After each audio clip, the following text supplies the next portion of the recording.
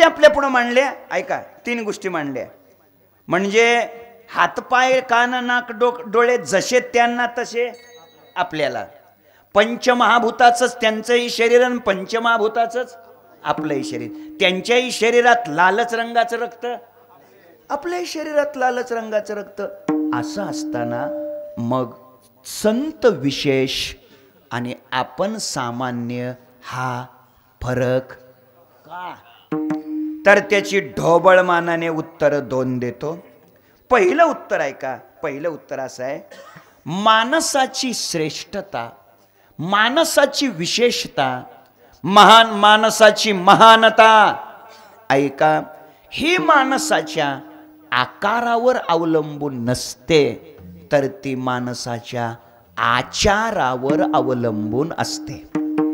लक्ष द्या, आकार कोणता आहे याला परमार्थात फारसं महत्व नाही. तुमचा आचार कोणता आहे ते अत्यंत महत्वाचं आहे.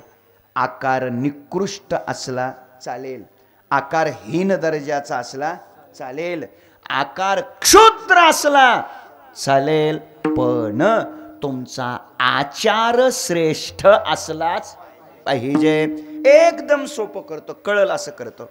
बघा, हिरण्यकश्यपूच्या पोटी जन्माला आलेले भक्त प्रल्हाद, प्रल्हादाचा आकार कशाचा होता? आकार म्हणतोय मी दैत्याचा. दैत्याचा 9व्या अध्यायातली ओवी देतो, 10व्या अध्यायातली ओवी देतो. ज्ञानोबाराय बोलतात, एरवी दैत्यकुळ साचोकारे. बरोबर? अरे वा, तुमची ओवी पाठ आहे. अरे वा, अभिनंदन करतो. गायकांच्या ज्ञानेश्वरीतल्या ओव्या पाठ असणं म्हणजे क्रांती आहे. मी अभिनंदन करतो मनापासून, मनापासून. नाहीतर एरवी गायकांना याच्याशी काही देणं घेणं नसतं, हे लक्षात ठेवा. एरवी म्हणलं ना मी, आणि मग मी जबाबदार बोलणारा माणूस आहे. एरवी म्हणलो मी, हे लक्षात ठेवा. मला आनंद वाटला. आता 10व्या अध्यायातली मी एक ओवी सांगतो. ज्ञानोबाराय सांगतात, दैत्याची कुळी प्रल्हाद तो मी निहाळी, म्हणून दैत्य भावादी मिळी लिंपेची ना. लक्ष द्या, म्हणजे भक्त प्रल्हादाचा आकार कोणाचा? दैत्याचा. पण आचार साधूचा असल्यामुळं 12 भागवताच्या यादीमध्ये पहिला नंबर कोणाचा लागला? भक्त प्रल्हादाचा. पुढे चला, दुसरं सांगतो. आकार कोणाचा? आकार कोणाचा? राक्षसाचा. आकार राक्षसाचा, पण आचार वैष्णवाचा असल्यामुळं 7 चिरंजीवामध्ये त्यांचा नंबर लागला. कोण? बिभीषण. बिभीषण हा रावणाचा भाऊ. रावण कोण? राक्षस. आता नीट कीर्तन आहे का? म्हणजे बिभीषणाचा आकार कोणाचा? राक्षसाचा, पण आचार वैष्णवाचा असल्यामुळं 7 चिरंजीवामध्ये त्यांचा नंबर लागला. किती झाल्या गोष्टी? 2. तिसरी गोष्ट सांगतो. आकार कोणाचा? माकडाचा. आकार कोणाचा?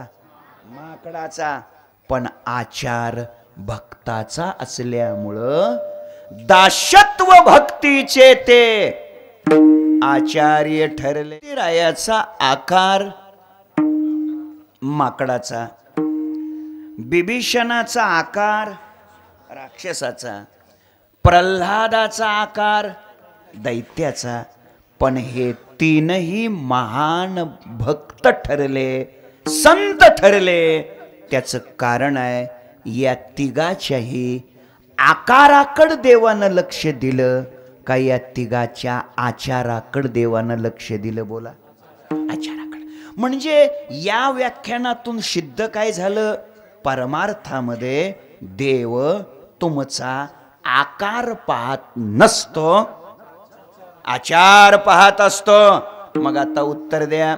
मनुष्य आकारानं मनुष्य असावा का आचारानं मनुष्य असावा? बोला बोला. आचारानं मनुष्य असावा. आणि आता खरं आणि इमानदारीनं उत्तर द्या. आपण आकाराने माणूस आहोत का आचाराने माणूस आहोत?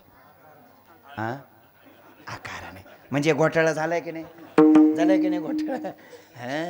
कीर्तन संपल्या संपल्या आपण म्हणतो रामभाऊ काढा तंबाखू. याचा स्पष्ट अर्थ आहे अजून आपलं जीवन आकारातच अडकलेलं, आपल्या जीवनाचा प्रवास आचारापर्यंत झाला पाहिजे. म्हणून दादानो माझी विनंती आहे, आपलं आचार महत्वाचा आहे. दुसरं उत्तर देतो, मानवी जीवनाची विशेषता ही माणसाच्या कृतीवर अवलंबून नसते, तर ती त्याच्या वृत्तीवर अवलंबून असते. एखाद्या वेळेस कृती घाणेरडी असू द्या चालेल, कृती हीन दर्जाची असू द्या चालेल, कृती अपवित्र असू द्या चालेल, पण वृत्ती मात्र देवाच्या चिंतनात रंगलेली पाहिजे. मी उदाहरणं सोपी सोपी देतोय, लक्ष द्या. मेलेली जनावरं ओढणं, मेलेली जनावरं ओढणं ही कृती चांगली आहे का वाईट आहे? वाईट आहे. पवित्र आहे का अपवित्र आहे? अपवित्र आहे. मग ही कृती जर अपवित्र असेल, वाईट असेल, तर मग चोखा मेळ्या संगे ढोरे, चोखा मेळ्या संगे ढोरे ओढे. चोखोबारायांना ढोरं ओढू लागण्याचं काम आमदारांनी केलं का खासदारांनी केलं? देवानी केलं. आता मला उत्तर द्या, चोखोबारायाची कृती देवानं बघितली का चोखोबारायाची वृत्ती देवानं बघितली? वृत्ती. काय वृत्ती होती महाराज? सगळा इतिहास सांगत नाही, 9:30 झालेत, सगळा नाही सांगत. चोखोबारायाच्या मेलेल्या हाडातून विठ्ठल विठ्ठल हा आवाज येत होता. कशातून? कोणत्या? चोखोबारायाच्या, पण कोणत्या हाडातून? कोणत्या?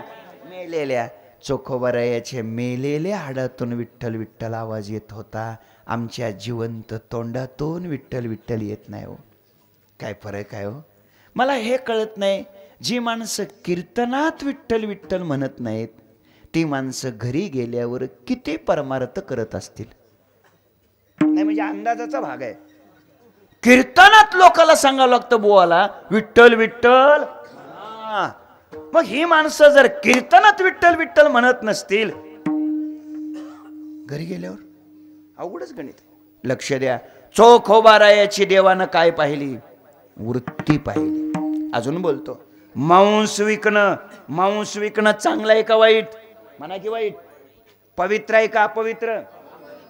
आणि मग हे जर अपवित्र असेल, तर मग सजन कसाया विको लागे मांस. याचा अर्थ काय? त्याचं उत्तर इतकंच आहे, सजन महाराजाची कृती देवानं नाही पाहिली, वृत्ती पाहिली. मायबाप माझी विनंती आहे, आपली कृती एखाद्या वेळेस खराब असली तरी चालेल. जरा ऐका ऐका. आमचे वैकुंठवासी प्रातस्मरणीय गुरुदेव घुले बाबा पाठामध्ये सांगत असताना म्हणायचे, बुवा एखाद्या वेळेस माणसाची कृती खराब असली तरी चालेल, पण वृत्ती मात्र स्वच्छ असलीच पाहिजे. वृत्ती स्वच्छ असली पाहिजे. लक्ष द्या. हे बघा, हे बघा, आपल्या आपल्या वर्णानुसार, आपल्या आपल्या धर्मानुसार, आपल्या आपल्या आश्रमानुसार, आपापल्या वयानुसार, आपल्या आपल्या परिस्थितीनुसार कोणतंही काम करण्याची जीवनात वेळ येऊ द्या, करा, लाजू नका. पण ते काम करताना, ते कर्म करताना वृत्ती मात्र प्रभूच्या चिंतनात राहू द्या. मन हे गोविंदी देह काम करीवो. देह कामात राहू द्या, देह प्रपंचात राहू द्या, शरीर संसारात राहू द्या, पण वृत्ती मात्र भगवंताच्या चिंतनात रंगली पाहिजे. ते अत्यंत महत्वाचं आहे. कृती खराब असली तरी पण वृत्ती चांगली पाहिजे. कधी कधी काय असतं, कृतीच चांगली असते, कृती चांगली असते आणि वृत्ती हलकट असते. काय कामाचं होतं. एक तालुक्याचे तहसीलदार होते. ते तालुक्याच्या गावाहून खेड्यावर आले. खेड्यातलं कामकाज उरकलं. नंतर तालुक्याला निघाले. पण झालं काय, रस्ता खराब होता. रस्ता असा वरून सुकलेला दिसायचा, खालून मात्र चिखल तसाच. त्याला आमच्याकडे डेरा म्हणतात. डेरा, वरनं सुकलेलं दिसतं, खालून चिखल तसाच. खराब रस्ता होता. 40-45 वर्षापूर्वीची गोष्ट सांगतोय मी. रस्ते खराब होते. कधीची गोष्ट बोलतोय मी? 40-45 वर्षापूर्वीचे रस्ते खराब होते. त्यावेळेस काय देशाला गडकरी साहेब मंत्री नव्हते? शिरलं नाही का डोक्यात काय तुमच्या? अहो 40-45 वर्षापूर्वी गडकरी होते का मंत्री? बोला ना राव. त्यामुळे रस्ते खराब होते. एक खरं सांगा गड्यानो, बदनापूर ते पैठणच म्हणू का आता, ते पैठण इतका दर्जेदार रस्ता होईल असं तुमला वाटत होतं का? किती उत्तम आहे, किती दर्जेदार रस्ता झाला. ही कृपा कोणाची आहे? गडकरींची कृपा आहे, लक्षात ठेवा. आणि म्हणून मी धाडसाने म्हणतोय, बिचाऱ्या गडकरींनी महाराज लोकांचं आयुष्य वाढवलं. हो, रोज 400 किलोमीटर गाडीत बसा, मग कळतंय रस्त्याची किंमत. तोपर्यंत नाही कळत, हे लक्षात ठेवा. उत्तम रस्ते. आणि म्हणून आम्ही आवडीनं त्यांना नितीन गडकरी नाही म्हणत, आम्ही आवडीने त्यांचं नाव ठेवलंय नितीन रोडकरी. नितीन रोडकरी. आम्ही अजून एक त्यांचं नाव ठेवलंय नितीन पुलकरी. काय पूल आहेत महाराज, उड्डाण पूल. तुम्ही समृद्ध देऊन जरा गेले का कधी? हा. आणि अजून एक नाव ठेवलंय आम्ही त्यांचं. पहिलं नाव कोणतं? नितीन रोडकरी. दुसरं नाव नितीन पोलकरी. आणि अजून एक तिसरं नाव ठेवलंय आम्ही त्यांचं, नितीन रोडकरी. नाही का लक्षात शिरलं? हा, थोडं आर्थिंगला पाणी होता, लवकर लक्षात येईल. ऐका कसं असतं बघा. जे चांगलं आहे रामेश्वरजी, जे चांगलं आहे त्या गोष्टीला चांगलं म्हणण्याचं वक्त्यानं धाडस दाखवलं पाहिजे. हे लक्षात ठेवा. अरे चांगल्याला म्हणा की चांगलं, काय बिघडतंय? लक्षात ठेवा. उत्तम रस्ते आम्ही मिनिटावर सांगतो. आम्ही मगाशीच नाना महाराजाशी बोललो. मी करेक्ट 7 वाजता येतो म्हटलं. आलो का नाही? बरोबर 7ला आलो. बरोबर. लक्षात ठेवा. हे का शक्य आहे? फक्त गडकरीमुळे शक्य आहे. लक्षात ठेवा. गडकरी. बरं आता काय प्रचाराचं काय कारण नाही की झालं की आता सगळं. तरी मी बोललो का नाही? मी जे चांगलं आहे ते बोललं पाहिजे, हे लक्षात ठेवा. माझ्या बोलण्याचा मुद्दा इतकाच आहे. का बोलतो मी हे तुमच्याशी? तर त्यावेळेस रस्ते 40-45 खराब होते. साहेबाची गाडी फसली. ड्रायव्हरनं रेस केला. गाडी ते चाक अजून आतच गेली. काय करावं? साहेब वैतागले. कोण? तहसीलदार साहेब वैतागले. गाडीतनं खाली उतरले. खिशातला फोन काढला शिपायाला बोलवण्याकरता. पण जागा खड्ड्याची होती. कोणत्याच कार्डला रेंज नव्हती. कुठं इथं जिओच घेतला. इथं रेंजच नाही. त्यांनी कार्ड लगी बदलून दुसरं आणलं. आमच्याकडे नाही. काय लक्ष द्या. काय करावं?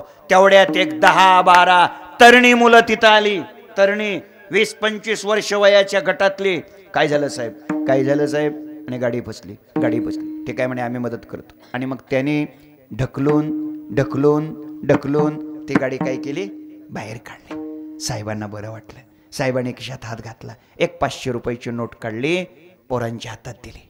पोरांनाही बरं वाटलं. पोरं निघून गेली. साहेब निघाले. पण पुन्हा साहेबांनी हाक मारली, अरे इकडे या. तरुण आहेत तुम्ही? म्हणे हो तरुण आहेत. काय करता? उद्योग काय करता? मुलांनी सांगितलं हाच उद्योग करतो. नाही लक्षात? हाच उद्योग करतो म्हणे. अशीच कोणाची गाडी फसली केली तर आम्ही ढकलून बाहेर काढतो. बिचारे खुश होतात. 100-500 रुपये देतात. आमचं आपलं बघतं. मुलं निघाली. साहेब निघाले. पण पुन्हा साहेबांनी हाक मारली, साहेब अरे इकडे. कारण ते थेट तहसीलदार झाले होते. थेट कळतं का नाही तुम्हाला? पुन्हा हाक मारली, इकडे. म्हणे काय? अरे तुमचा हा उद्योग पावसाळ्यात चालेल, उन्हाळ्यात काय करता? मुलाने उत्तर दिलं हाच उद्योग करतो. म्हणजे उन्हाळ्यात सुद्धा? म्हणे हाच. म्हणजे कसं काय चालतो ते बघा म्हणे, तिकडे बघा. बैलगाडी दिसली दिसली, त्यात ते पाण्याच्या टिपा टाक्या मांडलेल्या दिसल्या दिसल्या. लांबून पाणी आणतो म्हणे आम्ही विहिरीवरनं आणि तिथं ओततो म्हणे. तिथं ओतलेलं पाणी उतारानं बरोबर इथं. आम्ही उन्हाळ्यात सुद्धा ही जागा वाळूच देत नाही म्हटलं. आता नीट उत्तर द्या. फसलेली गाडी ढकलून ढकलून बाजूला काढणं ही कृती चांगली आहे का वाईट आहे? लवकर बोला. चांगली आहे, कृती चांगली आहे. पण त्याकरता गाडी फसलीच पाहिजे याची काळजी घेणं हे वृत्ती मात्र खराब आहे. आणि म्हणून आपल्या बोलण्याचा मुद्दा इतकाच आहे, कृती वाईट कदाचित असली तरी चालेल, पण वृत्ती श्रेष्ठ असलीच पाहिजे. आपल्यापेक्षा संत विशेष का, याची मी पहिली 2 उत्तरं दिली. पहिलं उत्तर त्यांचा आचार श्रेष्ठ म्हणून ते विशेष. दुसरं उत्तर त्यांची वृत्ती श्रेष्ठ म्हणून ते विशेष. तुकोबारायानं विचारलं, महाराज संत आमच्यापेक्षा विशेष का, असं त्यांच्या जवळ काय आहे हे विचारल्यानंतर तुकोबाराय संत आपल्यापेक्षा का विशेष, असं त्यांच्या जवळ काय आहे याचं उत्तर अभंगाच्या पहिल्या चरणात देतात. संत तुकोबारायांनी सांगितलं, संत संगे याचा वास सर्व काळ. इथं याचा म्हणजे देवाचा.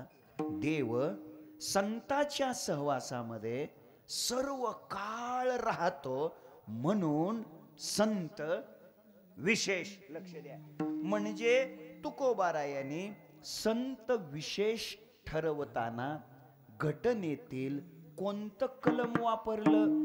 देव देव त्यांच्या सहवासात सर्व काळ राहतो म्हणून संत विशेष.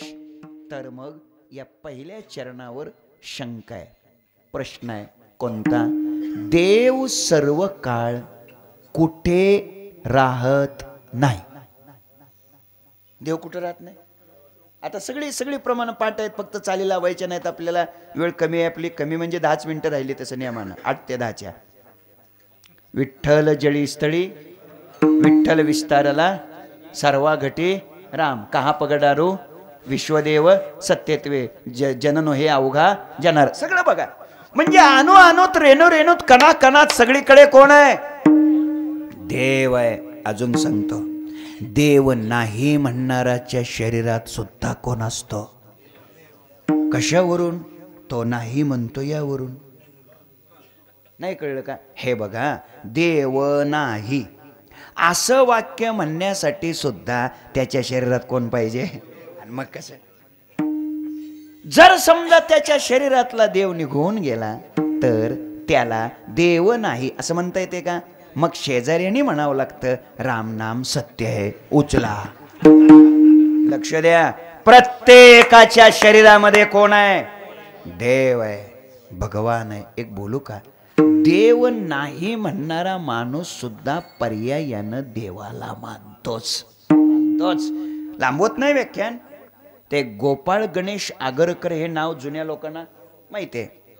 ते नास्तिक होते, देव मानत नव्हते, देव नाही म्हणायचे, पण दररोज विष्णू सहस्र नाम वाचायचे. त्यांना विचारलं, देव नाही? हो नाही म्हणतो. मग विष्णू सहस्रनाम तुम्ही रोज का वाचता? त्याने उत्तर खूप गोड दिलं. त्याने उत्तर दिलं, देव नाही म्हणतो गोष्ट खरी आहे, तरी पण मी रोज विष्णू सहस्रनाम वाचतो म्हणे. त्याचं कारण आहे, असलाच तर आपल्या कोण घोटाळा होऊ नये म्हणून. काय सिद्ध झालं? सिद्ध हे होतंय, देव सर्व ठिकाणी आहे. खूप विषय आहे पण मला वेळ संपलेला आहे जवळपास. तर ऐका, सगळीकडे कोण आहे? मग देव आहे. म्हणजे तुमच्या माझ्या आपल्या सर्वांच्या जवळ कोण आहे? देव आहे. ठीक आहे, तर मग तुमच्या माझ्या जवळ जो देव आहे तो 2.5 तास आपल्या जवळ असतो का सर्व काळ असतो? सर्व काळ. म्हणजे आता उत्तर तुम्ही दोन्ही दिली. पहिलं उत्तर काय दिलं? देव सर्व ठिकाणी आहे. आणि दुसरं उत्तर काय दिलं? सर्व काळ आहे. तर आता थोडा रिवर्स घेर टाका. देव जर सर्व ठिकाणी आहे आणि सर्व काळ आहे तर मग सगळेच विशेष का नाहीत? का नाहीत? कारण तुकोबारायाने विशेष ठरवत असताना घटनेतलं कलम कोणतं वापरलं? देव त्यांच्या सहवासात सर्व काळ राहतो म्हणून संत विशेष. मग तुमच्या माझ्याही सहवासात सर्व काळ कोण राहतोय? देवच राहतोय की. मग आपण सगळेच विशेष का नाही? बस तेवढं उत्तर सांगतो आणि आजची सेवा समाप्त करतो. बरं वाटलं ना जरा? पण काळजी करू नका, हे उत्तर सांगायला सुद्धा तास दीड तास लागणार आहे. उत्तर आहे का? उत्तर आहे का? उत्तर असं आहे, वस्तूचं केवळ अस्तित्व असून चालत नाही, तिचं प्राकट्य सुद्धा असलं पाहिजे. शुद्ध निखळ चैतन्य ब्रह्मतत्व याचं सर्वत्र अस्तित्व आहे पण प्राकट्य नाही. मायेचं सगळीकडे प्राकट्य आहे पण तिला अस्तित्व नाही. 14व्या अध्यायात ज्ञानोबाराय बोलतात, ये नाही हेची रूप ठाणे अति उमप हे निद्रिता समीप चेता दुरी. लक्ष द्या, ब्रह्माला अस्तित्व आहे, प्राकट्य नाही. मायेला प्राकट्य आहे, अस्तित्व नाही. मुद्दा इथं चाललाय, अस्तित्व ही असलं पाहिजे आणि त्याचं प्राकट्य असलं. प्राकट्य नसेल तर उपयोग होत नाही. सोपं पटवून देतो, सोपं. तुम्हाला साखर माहितीये? माहिती कशापासून बनते? ऊसापासून. गुळापासून? ऊसापासून. ऊसापासून. अगदी बरोबर, अगदी बरोबर. आता नीट ऐका, नीट ऐका. म्हणजे ऊसामध्ये, लक्ष द्या इकडे बघा, ऊसामध्ये साखरेचं अस्तित्व असतं का? काय कमाल आहे तुमची. अहो ऊसात साखरेचं अस्तित्व असतं का? हा, असतं. घरी महाराज आले होते, मग मालकाने सांगितलं आतमध्ये, आतमध्ये म्हणजे चौकटीला, कळतं की आतमध्ये, आतमध्ये सांगितलं महाराज आलेत, चहा ठेवा. लगेच सौभाग्यवतीनं काय केलं, मालकाला हळूच आत घरात बोलवलं, आतल्या घरात, आणि अशी फजिती केली म्हणता, चहा ठेवा. उचलली जीवन लावली टाळ्याला, चहा ठेवा. आहे का डब्यात साखरेचा पत्ता? चहा ठेवा. आता ऐका, हाही पठ्ठ्या साखरेतल्याच पट्ट्यातला, ऊसातल्याच पठ्ठ्यातला. त्याने बी सांगितलं, जा आण तिथले 2 ऊस मोडून आणि टाक पातेल्यात. चहा होईल ना? का? ऊसात साखर नाही का? ऊसात साखर आहे ना, मग टाका की 2 ऊसच मोडून पातेल्यात. चहा होतोय का? होत नाही. त्याचं उत्तर आहे, ऊसात साखरेचं अस्तित्व आहे पण प्राकट्य नाही, काम होत नाही. दुसरं विचारतो, दुधामध्ये तूप असतं का? हाय नक्की ना? हा नक्की. घरी महाराज आले होते, महाराज आले होते. मालकाने सांगितलं जरा महाराजांना भातावरती तूप वाढा. बाईसाहेब घरात गेल्या आणि त्याने वाटी भरून दूध आणलं आणि ओतलं भातावर. महाराज घ्या तूप याच्यातलं. चालेल का? चालेल का? याचा अर्थ असा प्रयोग कृपा करून आमच्यावर करू नका. दुधात तूप नाही का? आहे, पण तूप म्हणून दूधच दिलं तर चालेल का? त्याचं उत्तर असं आहे, दुधात तुपाचं अस्तित्व आहे पण प्राकट्य नाही, काम होत नाही. किती झाले दृष्टांत? 2. तिसरा सांगतो, लाकडात अग्नी असतो का?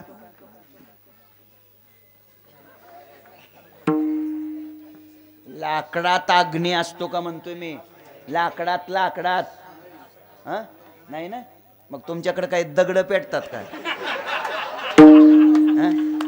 अहो त्याच्यात असतं म्हणूनच बरं. दुधात तूप काय दिसतं का अगोदर? मग काही प्रक्रिया केल्यावरच निघतं ना. तसं लाकडात अग्नी आहे. पण म्हणून 10-5 लाकडं चुलीत ठेवली आणि थांबा महाराज पाणी गरम होतंय का? नाही होत. नीट आहे का? लाकडात अग्नीचं अस्तित्व आहे पण प्राकट्य नाही. दुधात तुपाचं अस्तित्व आहे पण प्राकट्य नाही. ऊसात साखरेचं अस्तित्व आहे पण प्राकट्य नाही. मला वाटतं या 3 दृष्टांतातून तुमच्या हे थोडं ध्यानात आलंय, अस्तित्वापेक्षा प्राकट्य महत्वाचं आहे का? अजून सोपं करू? अजून सोपं करतो. चिखल असतो, चिखल. चिखलामध्ये बिडूक असतो, बिडूक, आणि तिथंच कमळ उगवलेलं असतं, बरोबर? त्या कमळामध्ये परागकण, मकरंद परागकण कमळामध्ये असतो. त्या बेडकाच्या जवळ, कोणाच्या? बेडकाच्या जवळ परागकणाचं, कमलकंदाचं अस्तित्व असतं का नसतं? अस्तित्व, बोला, असतं. तर एक बेडूक एका दिवसामध्ये अंदाजे 1.5 छटाक परागकण सेवन करतो का 2.5 छटाक परागकण सेवन करतो? अंदाजे बोला. अंदाजे म्हणतोय किती? 1.5 छटाक, 2.5 छटाक? 1.5 छटाक त्याने सांगितले. 1.5 छटाक तो बेडूक कमळातला परागकण खातो. खरं सांगा, 1.5 छटाक, 2.5 छटाक? 1.5 छटाक. काय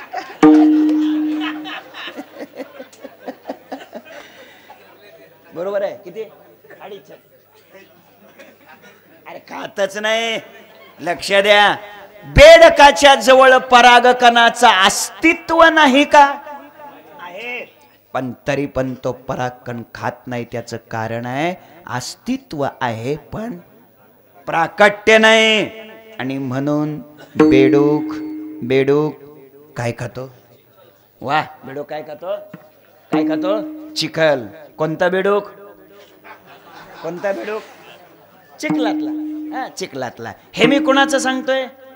बेडकाचं सांगतोय. हा. आणि हे सांगण्यासाठी मी इतक्या लांब धावपळ करून आलो. काय कमाल. कीर्तन ऐकताना लोकांना कीर्तन आपल्यासाठी चाललंय हे वाटतच नाही राव. ते श्रीमद भागवत कथेत महाराज म्हणालेले असतात. भगवत पूज्यपाद शुकाचार्य महाराज राजा परीक्षितीला म्हणाले, विठ्ठल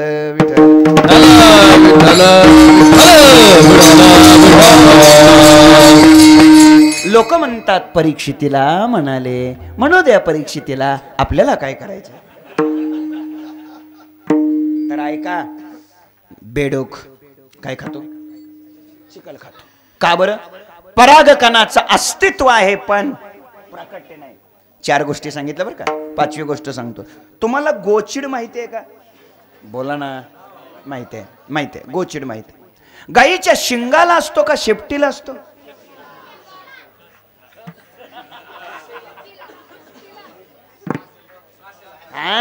काशेला असतो, काशेला.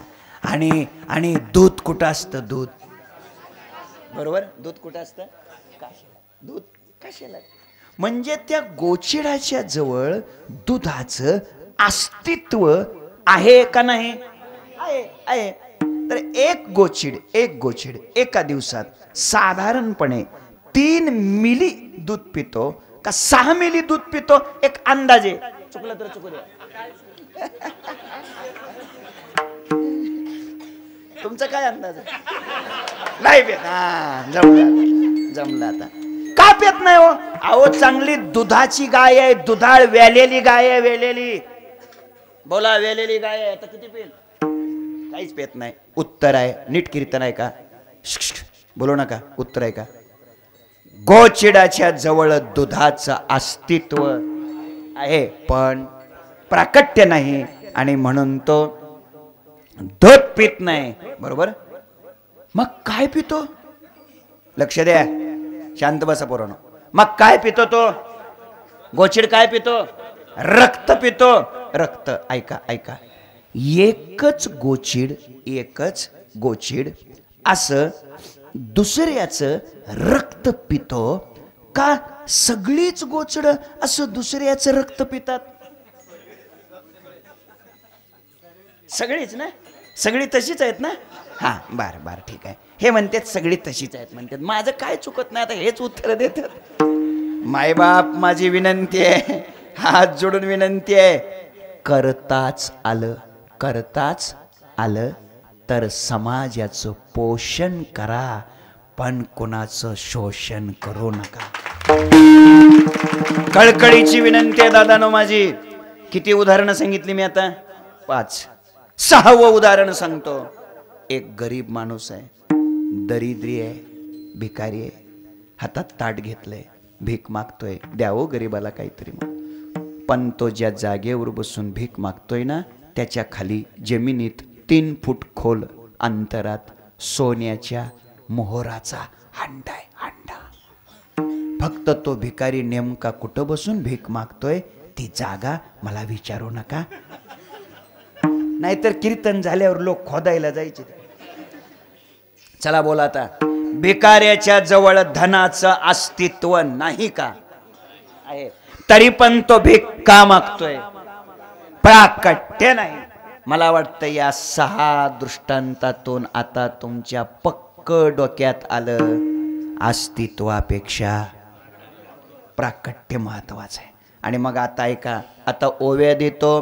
ज्ञानोबाराय बोलतात, कमलकंदाने दरदुरी नांदनुक एकेची घरी, परे परागो सेविजे भ्रमरे एराची खलुची उरे, पाहे पा दूध पवित्रानी गोड, पाशी त्वचेची पदराड, ते अव्हेरुने गोचीड, अशुद्ध काय निघती, सांगे निदैवाच्या परिवरी, लोह्या रुतलिया आहाती सहस्रवरी, परे तेत बैसोनी उपवासु करी, का दरिद्री जिये तैसा हृदयामध्ये मिरामू, असता सर्व सुखाचा आरामू, के भ्रांताशी कामू विषयावरी.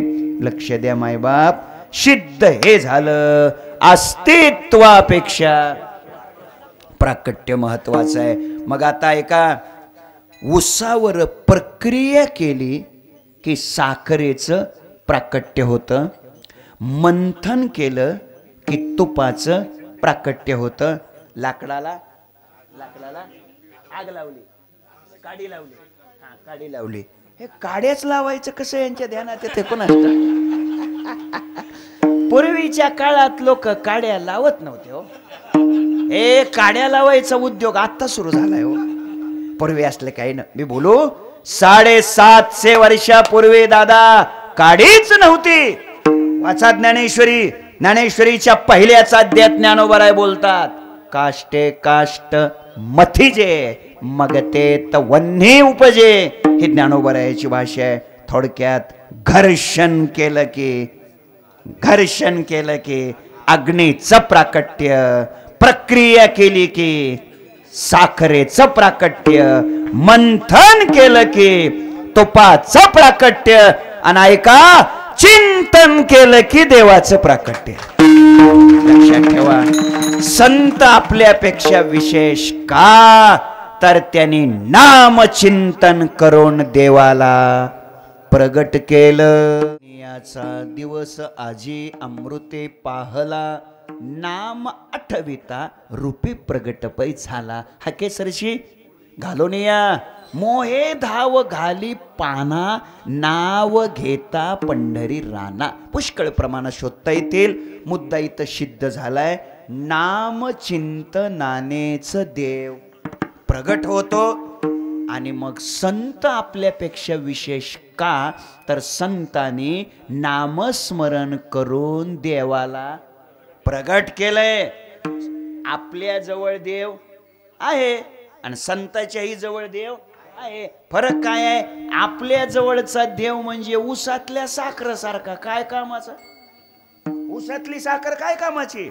संतांच्या जवळचा देव, शांती ब्रह्मनाथांच्या जवळचा देव प्रगट आहे. प्रगट प्रत्यक्षात तिथं पाणी वाहतो देव येऊन स्वतः प्रगट आहे.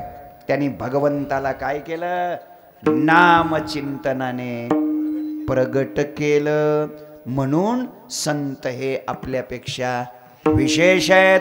आणि मग ऐका, नामचिंतन करायला नाही म्हणू नका. नामस्मरण करायला नाही म्हणू नका. आम्ही लोकांना म्हटलं ना नामस्मरण करा, नामस्मरण करा, लोक आम्हाला उत्तर देतात वेळच नाही हो. काय म्हणतात? वेळच नाही हो. मी म्हटलं आता सध्या तुम्ही जिवंत आहेत हे वेळच आहे हो. अरे अजून काय वेळ पाहिजे? कोरोनाच्या झपक्यातून आपण वाचलो, अजून काय वेळ पाहिजे मला सांगा ना. वेळ नाही असं म्हणू नका. वेळ कशी नाही? माझ्या माता भगिनी आहेत, स्वयंपाक करताना काम तोंडाला असतं का हाताला असतं? तुम्हाला माहिती आहे? असू द्या असू द्या, सध्या प्रगतीचा काळ आहे. तर तर स्वयंपाक करताना काम कोणाला असतं? तोंडाला काय काम आहे बरं? मग मी म्हणतो स्वयंपाक करता करता एकीनं हरिपाठ पुढं म्हणावा, एकीनं मागं म्हणावा. त्या अन्नावर चांगले संस्कार होतील. कारण गोरक्षनाथाच्या मुखातल्या संजीवनी मंत्राचा परिणाम चिखलावर झाला आणि त्या पुतळ्यातून गहिनीनाथाचा जन्म झाला. संत जनाबाईच्या मुखातल्या विठ्ठल मंत्राचा परिणाम शेणावर झाला आणि गौरी विठ्ठल विठ्ठल म्हणू लागले. नीट जाग होऊन कीर्तन ऐका. जर शेणावर परिणाम होतो, चिखलावर परिणाम होतो, तर गहू तांदूळ ज्वारी बाजरी याच्यावर परिणाम होणार नाही का? म्हणून माझ्या माता भगिनींना माझी विनंती आहे, हरिपाठ म्हणत म्हणत स्वयंपाक करा. एकीने हरिपाठ पुढं म्हणावा, एकीने मागं म्हणावा. कीर्तन झाल्यानंतर मला एक महिला भेटली, तिने विचारलं, म्हटले महाराज मी काय करू? म्हटलं का? ते म्हटले मी एकटीच आहे, मला जाऊच नाही, मी काय करू? तिला मी म्हटलं बाई काही नाही. म्हटलं मग सासूनं पुढे म्हणावा, सुननं मागे म्हणावा हरिपाठ. काही काही घरात दिवसातून 2दा घेतात. काय? हरिपाठ. बाकीचं सगळं चुकतं पण हरिपाठ चुकत नाही. समजतंय ना? समजतंय. मायबाप माझी विनंती आहे, वेळ नाही म्हणू नका. पुरुष मंडळींना विनंती करतो, वेळ नाही म्हणू नका. शेतामध्ये काम करताना, नांगर हाकताना, नांगराच्या मागं चालताना काम हातापायाला आहे का तोंडाला आहे? हातापायाला आहे. तोंडाला काय काम आहे? नांगराच्या मागं चालताना रामकृष्ण हरी रामकृष्ण हरी असं म्हणत म्हणत चालायचं, काय अडचण आहे? पण शेतकरी हुशार हो.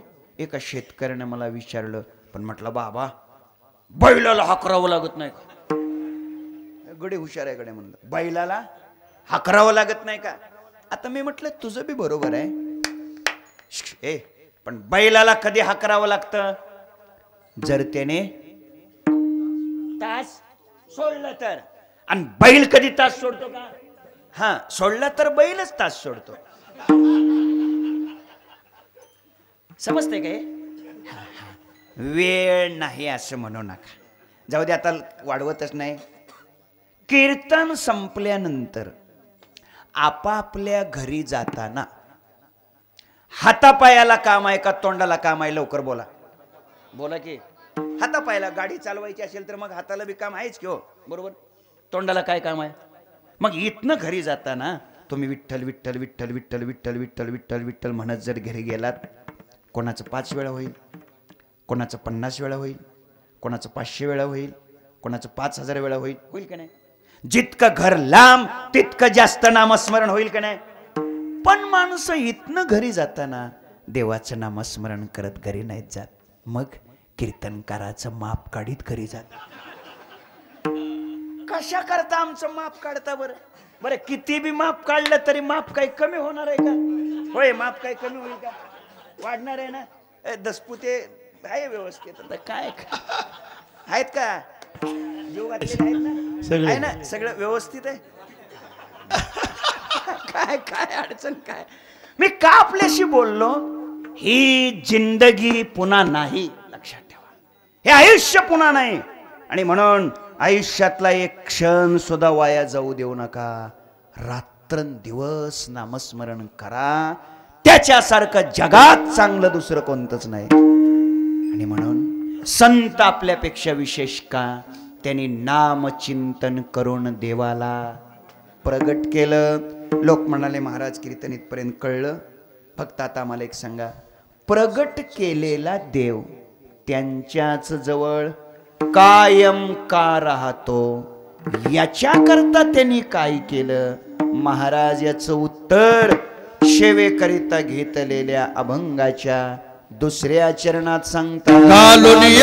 काळ वास सर्व काळ संचला सकळ मूर्तिमंत, घालोनिया काळ अवगा बाहेरी त्याशीच अंतरी वास दिला.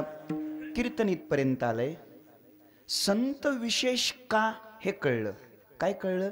संतांनी देवाला नामस्मरण करून प्रगट केलं, कळलं इथपर्यंत, म्हणून विशेष. पण प्रगट केलेला देव त्यांच्याच जवळ कायम का राहतो, याच्याकरता काय केलं? तुकोबाराने त्याचं उत्तर दिलं. घालोनिया काळ अवगा बाहेरी. त्यांनी काळाला बाहेर काढलं. काळ म्हणजे विकार, दोष. त्याने विकाराला बाहेर काढलं आणि अंतरंगामध्ये जागा देवालाच दिली. दादानो, विकार बाहेर काढल्याशिवाय, दोष बाहेर काढल्याशिवाय भगवान आतमध्ये येऊन वास्तव्य करत. पाखमन नारायण भोगाशी, तुका मने मोडा अहंकाराची मान, तुका मने जरी गिळी अहंकार, तरी वसे घर नारायण, तुका म्हणे चित्त करारे निर्मळ, येवोनी गोपाळ, तुका म्हणे चित्त झाले या निर्मळ, तरीच सकळ केले होय. पुष्कळ विचार आहे. थोडक्यात काय?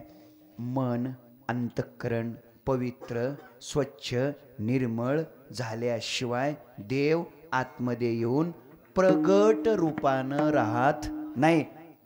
लक्ष द्या, थोडं राहिले. काय आहे बघा, एक म्यान में दो खड्ग नहीं रह सकते. एका म्यान्यात दोन तलवारी नाही राहू शकत. या अंतःकरण रूपी म्यान्यामध्ये एक तर देव राहील, नाही तर विकार राहतील. विकार आणि देव दोन्ही नाही एकत्र. जाऊ द्या, अजून सोपं करतो. आपल्या घरी जर पाहुणे येणार असतील, कोण कोण पाहुणे, तर आपण आपलं सगळं घर काय करतो? स्वच्छ करतो. कोण येणार असतील तर पाहुणे. पाहुणे म्हणजे पाहुणे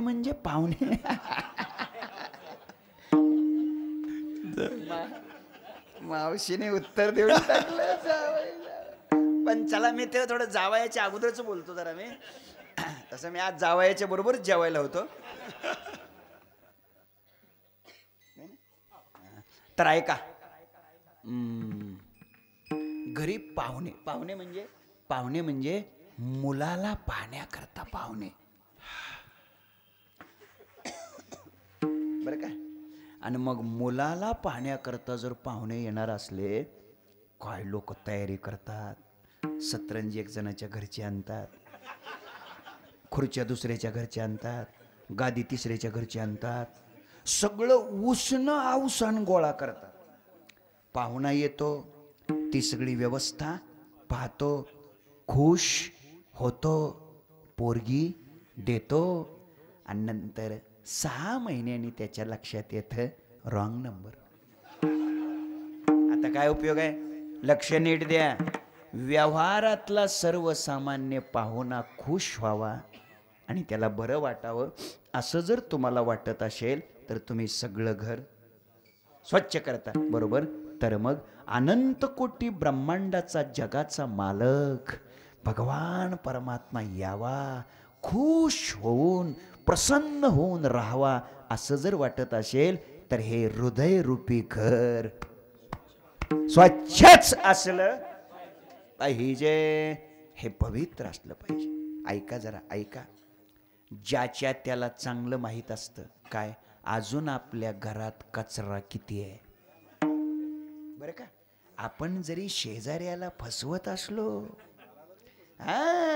तरी त्याचं मन त्याला सांगत असतं, अरे जरी लोक तुझ्या पाया पडत असले तरी तुझी तशी लायकी नाही. असं कोण सांगत असतं?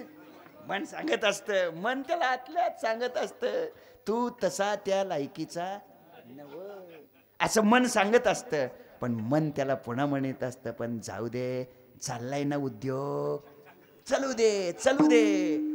नीट ऐका, लक्ष द्या. आपलं मन सांगतंय आपल्याला आपली लायकी काय आहेत. आणि म्हणून दादानो, स्वच्छांतकरण झाल्याशिवाय नाही परमात्मा आतमध्ये येत. नसलं कळलं तर अजून सोपं करतो. जुन्या काळातलं दृष्टांत आहे, आता कळलं का नाही कोणास ठाऊक, पण सांगतो. आमच्या माता भगिनींच्या करता ते जुन्या काळामध्ये पाणी आणण्याकरता घागर असायची बघा. घागर, घागर कळते का? घागर म्हणजे घागर घेऊन नाही, घागर घागर. जुन्या काळात, आता नाही राहिलं. आता हर घर जल. बरोबर आहे का? बरोबर आहे का? आता हर घर जल, नळाने पाणी आलं घरोघरी. बरोबर.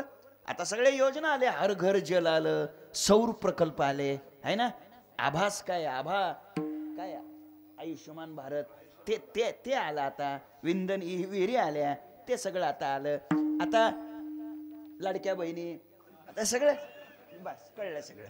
पूर्वीच्या काळात काय काय नव्हतं. आणि मग ते घागर घ्यायची, कुठंतरी विहिरीवर जायचं, नदीवर जायचं, ओढ्यावर जायचं, आणि त्या घागरीनं पाणी आणायचं. मग ती घागर घेतली बरं का, त्या घागरीचं तोंड असं वरती केलं, असं वरती, आणि एकदम घागर काय केली, पाण्यात बुडवली. एकदम पाण्यात बुडवली. 3 फूट खोल खाली पाण्यात नेऊन ती घागर ठेवली. बोला, घागरीत पाणी शिरेल का? लवकर ना, नाही शिरणार. घागर बाजूला काढली. नंतर घागरीचं तोंड असं खाली केलं आणि एकदम घागर पाण्यात बुडवली. 5 फूट खोल खाली पाण्यात नेऊन ठेवली. आता बोला, घागरीत पाणी शिरेल का? नाही शिरायचं. घागर कशात आहे? पाण्यात. घागर पाण्यात असणं चांगलं का घागरीत पाणी असणं चांगलं? बोला बोला. घागरीत पाणी असणं चांगलं. घागर पाण्यात असून काय उपयोग आहे? काय उपयोग आहे? नाही कळलं तुम्हाला? बऱ्याच घागरी नेहमी करता पाण्यातच असतात. समजलं नाही? लोक म्हणतात, महाराज आम्ही नेहमी सप्त्यातच असतो. म्हणजे ही घागर कशात आहे? पाण्यातच आहे. बरं, किती वर्ष झालं घागर पाण्यात आहे?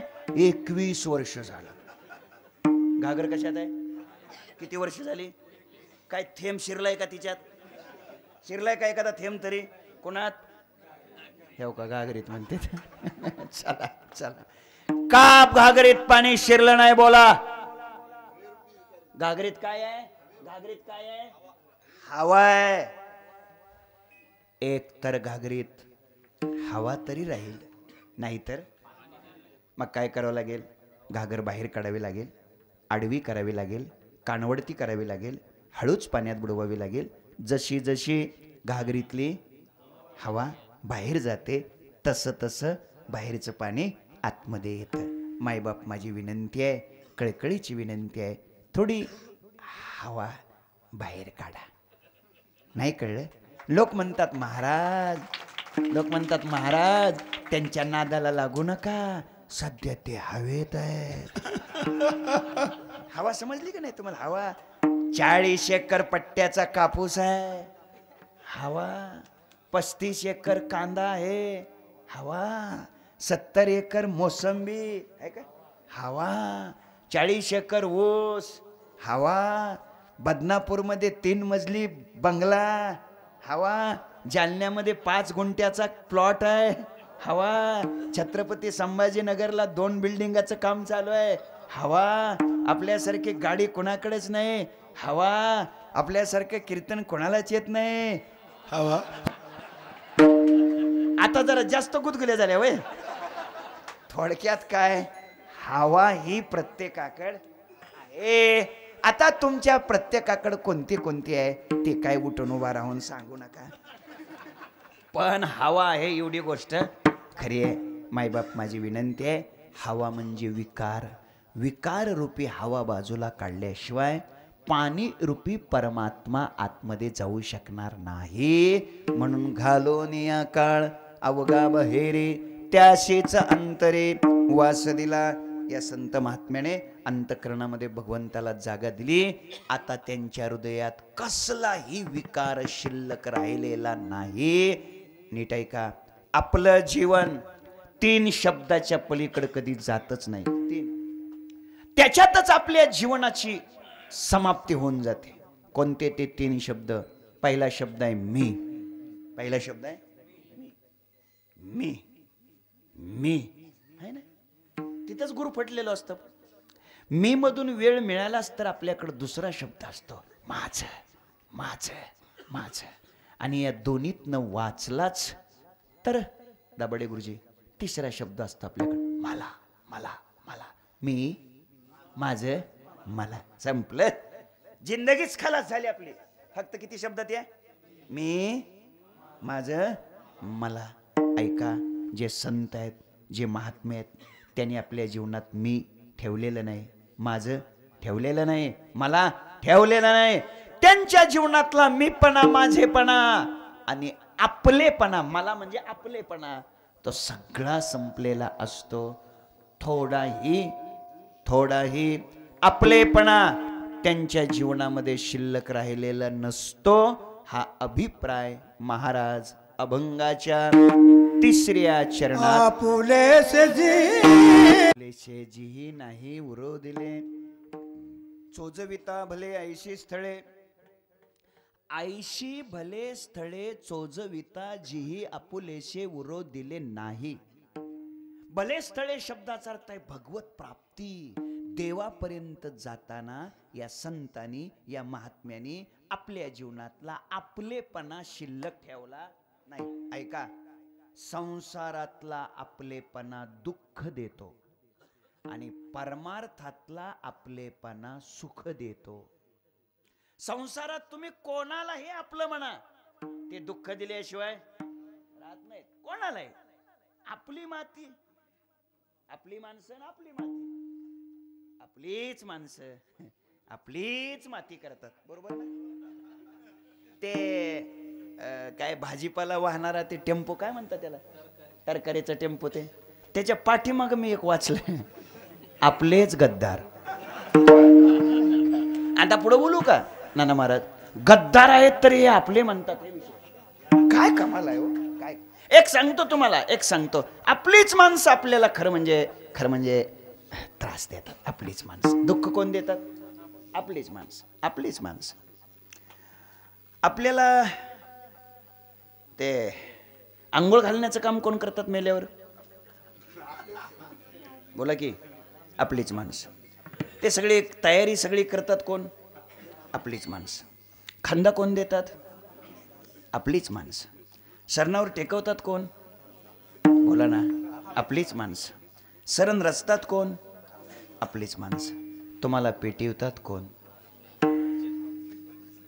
आपलीच माणसं. आणि तरी खुशाल त्याला तुम्ही आपलं म्हणताय राव. काय कमाल आहे, काय कमाल आहे. चला, माझी विनंती आहे, संसारातला आपलेपणा दुःख देतो, दुःख देतो.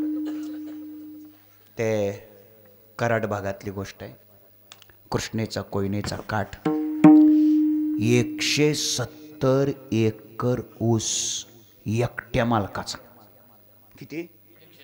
170 एकर ऊस. एकरी 110 टनाचं अवरेज. गप्पा आणत नाही, खरंच तिकडे एवढं आहे. 110 टन एकरी अवरेज ऊस. किती? 170 एकर, एकरी 110 टन. आणि 3400 रुपये पहिलं बिल. पहिलं बिल किती? 3400 रुपये. तुम्ही आता काय करा, हिशोब घरी जाऊन करा. काय केलंय तुम्ही? मोठा माणूस, मोठा माणूस. अहो, बघता बघता शेतात 3-3.5 कोटीचा बंगला बांधला. काय कमी आहे? आणि आता एवढा मोठा बंगला बांधल्यावर त्या गावातल्या घरी कोण राहतंय? पुन्हा ते 10-10 पत्र्याच्या 2 खोल्या, तिथं कोण राहतंय हो? आणि कुलपत्याला लावलेली मोठा बंगला. एके दिवशी सकाळच्या अशा साधारणतः 10:30 वाजल्या होत्या. सकाळच्या, झोपले तुम्ही? सकाळच्या 10:30 वाजले होते. पोर्च मध्ये खुर्ची टाकलेली होती.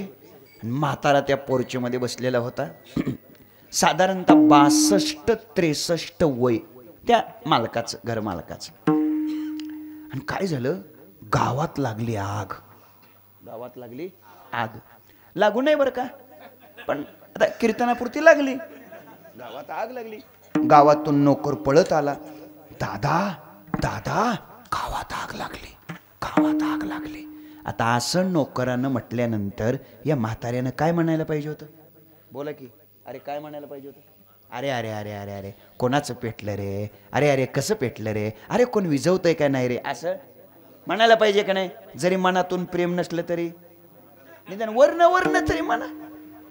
उलटा तो म्हातारा त्या नोकरावर चिडला. लागू दे की मग, तुला काय झालं ओरडायला? कशाला काय बोलल ते गप बसलं. 5 मिनिटात या म्हाताऱ्याचं थोरलं पोरग, 38 वर्ष वयाचं थोरलं पोरग रडतच आलं. दादा गावात आग लागली, दादा गावात आग लागली. म्हातारं त्याच्या थोरल्या पोराला असंच रागावलं. लागू दे की मग, तुला काय झालं बोंबलं. पोरग म्हणलं दादा आपलं घर पेटलंय, आणि आपलं घर पेटलंय म्हटलं की म्हातारा थेट रडायला लागला. तुम्हाला थेट कळत नाही? थेट डायरेक्ट लगेच नाही. अहो त्या रडण्याच्या काही स्टेप असतात ना. अगोदर मुसमुस करायचं, नंतर हुंदक द्यायचं आणि मग रडायचं, असं काही प्रोसिजर असते ना. त्याला क्रमसमुच्चय म्हणायचं. पण त्यानं डायरेक्ट समसमुच्चय केला. आता हे तुमच्या डोक्याला ताण झाला असेल, क्रमन सम काय द्या सोडून, चला. म्हातारा एकदम रडायला लागला हो. का अजून बी नाही कळलं? ते पाण्याचा नळ असतो का नाही, तो असा फिरवला लग्गे पाणी खाली येतो. तसा म्हातारा लग्गे रडायला लागला. 5 मिनिटांनी मधवं पोरग आलं. बघतोय तर बाप रडतोय. दादा काय झालं रडायला? आर गावात आग लागली. लागू दे की दादा मग, तुम्हाला काय झालं रडायला? आर आपलं घर पेटलंय. पेटू द्या दादा, तुम्हाला काय झालं रडायला? आर पण आपलं घर पेटलंय. मधवं पोरग म्हणलं दादा 2 महिन्यापूर्वी ते घर आपण शेजाऱ्याला विकलंय. म्हातारा डायरेक्ट बंद झाला रडायचं. नाही आता रडायचं बंद होताना सुद्धा थोडं बंद होत होत होत होत व्हायला पाहिजे का नाही? पण म्हातारा डायरेक्ट एकदम नॉर्मल मोडला लगेच आला. काय कमाल आहे, काय कमाल आहे. ते पाण्याचा नळ असा फिरवला, एकदम पाणी बंद. तसा म्हातारा एकदम रिलॅक्स. अरे काय कमाल आहे. 5 मिनिटांनी तिसरं पोरग रडतच आलं. ते म्हाताऱ्याच रडतच आलं. दादा गावात आग लागली. लागू दे की मग, तुला काय झालं रडायला? दादा आपलं घर पेटलंय. अरे पेटू दे की मग, तुला काय झालं रडायला? दादा आपलं घर पेटलंय. म्हातारा म्हटलं अरे पेटू दे. 2 महिन्यापूर्वी ते घर शेजाऱ्याला विकलंय. तिसरं पोरग म्हणलं दादा सौदा परत फिरलाय. म्हातारा लग्गे रडायला.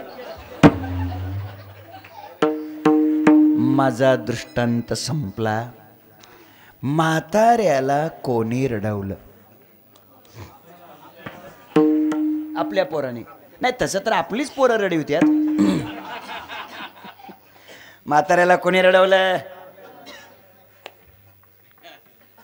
आपलं घर पेटलं, नळ सुरू. घर शेजाऱ्याला विकलंय, नळ बंद. सौदा परत फिरलाय, नळ सुरू. म्हाताऱ्याला रडवलं कोणी? मुलाने. आपलं. कोणत्या म्हाताऱ्याला रडवलं? 170 वाला. कुठल्या गावचा? कराडचा. एक खरं सांगाकडे नो, तुम्हाला असं वाटतंय का मी हे कराडचाच म्हातारा सांगत असेल म्हणून?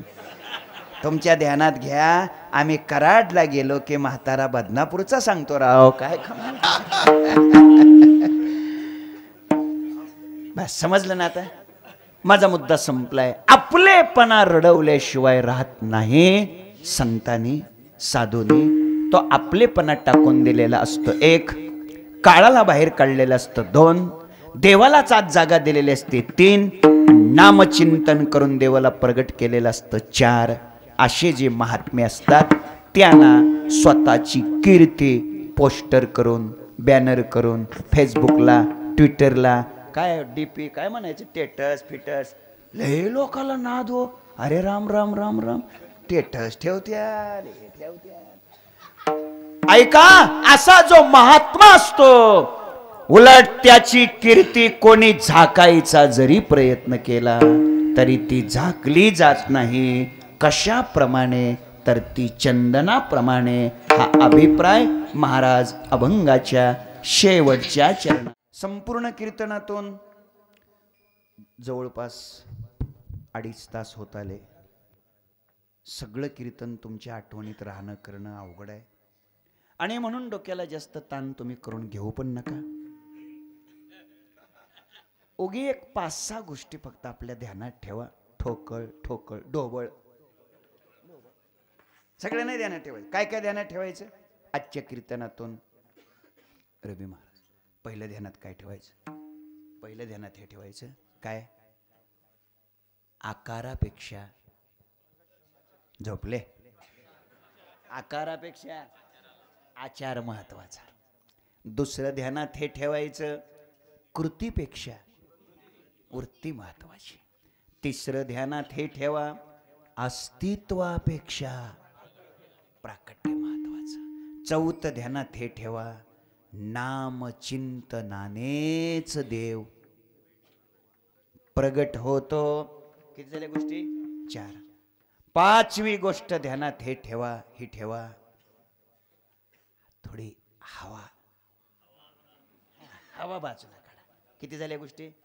5. आणि 6वी गोष्ट ध्यानात हे ठेवा सारखाच नळ फिरवून. बस बस एवढ्या 5-6 गोष्टी घरी जाता जाता ध्यानात ठेवा. असं ज्या महात्म्याचं जीवन ते महात्मे त्यांचं जीवन खऱ्या अर्थानं श्रेष्ठ आहे. मग असं जीवन कोणाचं? संत श्रेष्ठ नाथ महाराजांचं जीवन. असं जीवन कोणाचं? स्वानंद सुखनिवासी गुरुनाम गुरु सद्गुरु जोग महाराज त्यांचं असं श्रेष्ठ जीवन आहे.